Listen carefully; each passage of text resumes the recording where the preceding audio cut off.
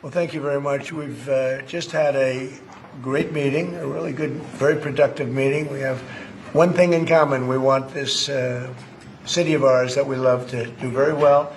And I wanted to congratulate the mayor. He really ran an incredible race against, a lot of smart people, starting with the early primaries against some very tough people, very smart people. And he beat them easily. And I congratulated him. And we talked about some things in very strong common, like housing and getting housing built, and food and prices, and the price of oil is coming way down. Anything I do is going to be good for New York. If I can get prices down, it's good for New York. And we've got them down, way down from last year. We have, as you know, I've been saying to a lot of people, Walmart said that Thanksgiving this year is exactly 25% less than last year. So that's good for New York, good for everybody.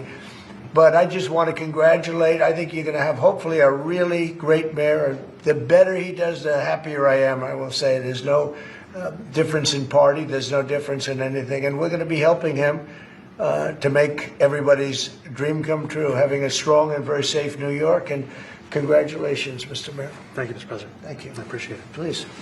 I appreciated the meeting with the president, and as he said, it was a productive meeting focused on a place of shared admiration and love, which is New York City, and the need to deliver affordability to New Yorkers, the 8.5 million people who call our city their home, who are struggling to afford life in the most expensive city in the United States of America. We spoke about rent, we spoke about groceries, we spoke about utilities, we spoke about the different ways in which people are being pushed out, and I appreciated the time with the president, I appreciated the conversation. I look forward to working together to deliver that affordability for New Yorkers. Thank you very much. Any questions, please? President Trump, Stephen Nelson from the New York Post. I've got a question for you, and then also one for Mayor-elect. Sure. For you, you referred to Mr. Mamdani as a communist. Can you describe why you feel that way? And also, will you do anything to stop him from arresting Prime Minister Netanyahu if he visits New York?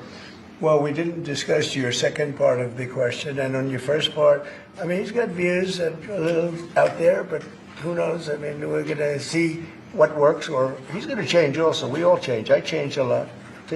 From when I first came to office. It's now quite a while ago. It's quite a while. My first term was great. We had the greatest economy in the history of our country. We're doing even better now. We're doing much better now than we did even the first term. And I can tell you some of my views have changed. And we had discussions on some things. I'm not going to discuss what they were, but that I feel very confident that he can do a very good job. I think he's going to be. I think he is going to surprise some conservative people, actually, and some very liberal people. He won't surprise them because they already like him. And Mr. Mamdani, it sounds like you had a productive discussion, but just days ago you referred to President Trump as a despot who betrayed the country. You said you would be his worst nightmare and accused him of having a fascist agenda. Are you planning to retract any of these remarks in order to improve your relationship? I think both President Trump and I, we are very clear about our positions and our views, and what I really appreciate about the president is that the meeting that we had focused not on places of disagreement, which there are many, and also focused on the shared purpose that we have in serving New Yorkers. And frankly, that is something that could transform the lives of the 8.5 million people who are currently struggling under a cost of living crisis, with 1 in 4 living in poverty. And the meeting came back again and again to what it could look like to lift those New Yorkers out of struggle and start to deliver them a city that they could do more than just struggle to afford it, but actually start to live in it. And I've been called much worse than a despot, so it's not that insulting.